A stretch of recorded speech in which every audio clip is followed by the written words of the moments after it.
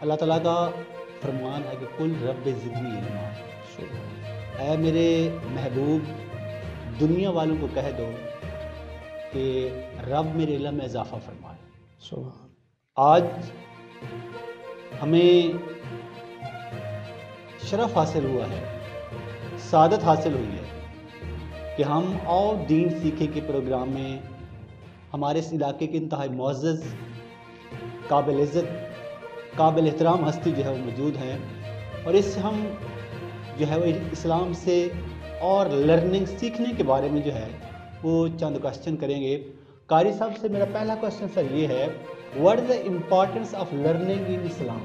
اسلام میں سر سیکھنے کی اہمیت کیا ہے؟ اسلام میں سیکھنے کے بارے میں کیا تعلیمات دیتا ہے؟ بہت شکریہ جی، بہت شکریہ سامعین و ناظرین۔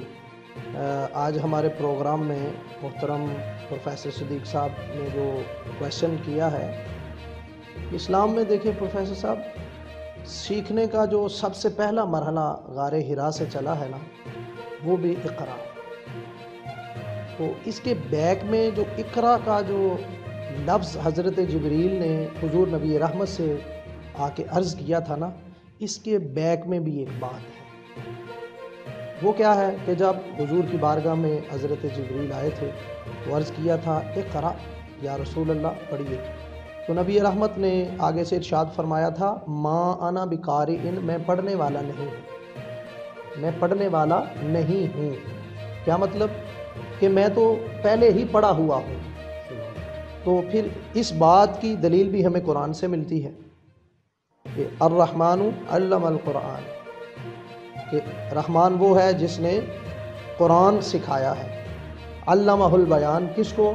اپنے محبوب کو سکھا دیا ہے۔ تو یہ 3 بار حضرت جبریل علیہ السلام نے حضور کو عرض کیا تھا کہ آپ پڑھیے، تو تینوں بار نبی رحمت صلی اللہ علیہ وسلم نے فرمایا تھا ما انا بقارئ، میں پڑھنے والا نہیں ہوں۔ تو پھر تینوں بار گلے بھی لگایا تھا، اور حضور نے فرمایا پھر خوب دبایا تھا، یہاں تک کہ حضور کو پسینہ آ گیا تھا، حدیث میں ملتا ہے۔ تو پھر جب آگے اقرأ بسم ربک الذی خلق پڑھا حضرت جبریل نے، چونکہ یہ پہلی وحی ہے، تو حضور نبی رحمت نے پڑھنا شروع کر دیا۔ جب تک حضرت جبریل عرض کرتے رہے اقرأ، تو حضور نے نہیں پڑھا، لیکن جب باسم ربک الذی خلق، اللہ کا اسم نام، اللہ کا اسم اعظم، اللہ کا اسم جلالت، اللہ کا اسم پاک لیا، تو حضور نبی رحمت نے پڑھنا شروع کر دیا۔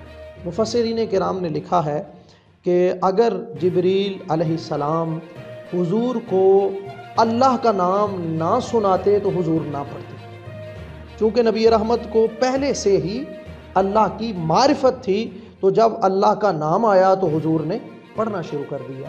تو یہ اسلام کی ابتدا، اور اسلام کے نبی رحمت صلی اللہ علیہ وسلم کے لانا، شریعت کو ہمیں عطا فرمانا، اس کی ابتدا میں ہمیں ملتا ہے۔ یہ ہر صاحب علم اس کو جانتا ہے کہ پڑھنا وہ حیثیت رکھتا ہے کہ اگر کوئی شخص، یہ بھی پروفیسر پڑھنے بھی یہ مقدر کی میں تو سمجھتا ہوں بات ہے۔ تو اللہ رب العزت نے جس کے، دیکھیں حدیث میں آتا ہے من یرد اللہ بہ خیرا یفقہہ فی الدین، اللہ جس بندے سے بھلائی کا ارادہ کرتا ہے، اللہ رب العزت اس شخص کو دین کی سمجھ عطا کرتا ہے۔ تو سمجھ کیسے ملتی ہے؟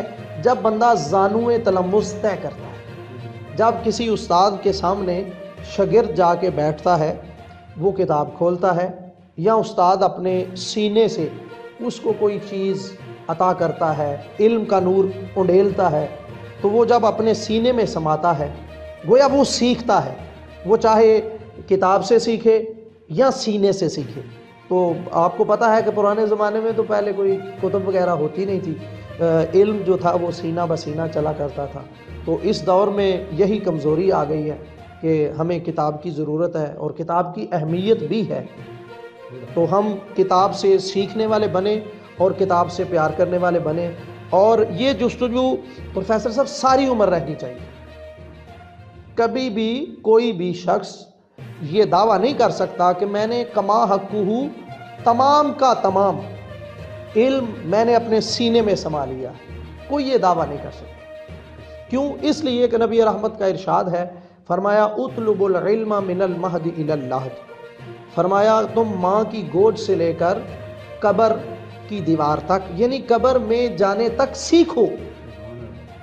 یعنی بچہ اگر 2 سال کا ہو چکا ہے تو اس کا بھی دین اسلام نے بتایا ہے کہ جب بچہ بولنے کے قابل ہو جائے تو اس کو والدین کو کیا کرنا چاہیے؟ اس کو اللہ کا نام سنانا چاہیے، ان کو کلمہ شریف سنانا چاہیے، انہیں اللہ اللہ بولنا سکھانا چاہیے۔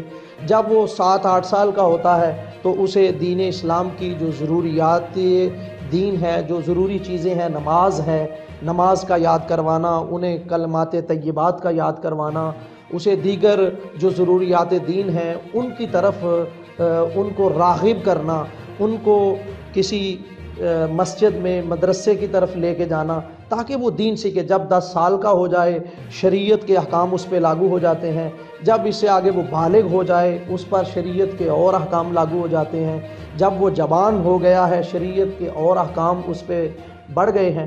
تو یہ سارے کا سارا عمل اگر کوئی شخص پروفیسر صاحب زندگی کے 60 برس گزارتا ہے تو میں سمجھتا ہوں کہ 60 برس وہ سیکھنے سکھانے کے مرحلے میں رہے، تب جا کے اس کو علم کا نور اور اسے سکون و قرار کی دولت ملے گی۔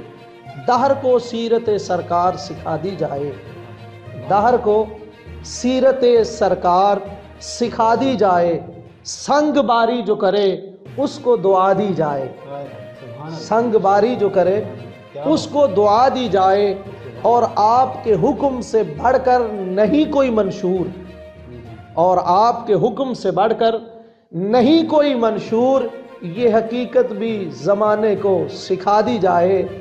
تیسرا شعر تو میرے قلب و نظر کو سکون اور یقیناً آپ کو بھی اور ناظرین کو بھی یقیناً قلبی راحت میسر آئے گی۔ وہ کیا کہ شاہ کونین کی رحمت کا تصور کر کے، شاہ کونین کی رحمت کا تصور کر کے قلب مایوس کو جینے کی دعا دی جائے، قلب مایوس کو جینے کی دعا دی جائے۔ تو پروفیسر صاحب سیکھنے کا مرحلہ جاری ہے، میں بھی انشاءاللہ سیکھتا رہوں گا، میں بھی ایک طالب علم ہوں، آپ جیسے لوگوں سے اور صاحب علم و فہم علم و فن لوگوں سے سیکھتے رہیں گے انشاءاللہ۔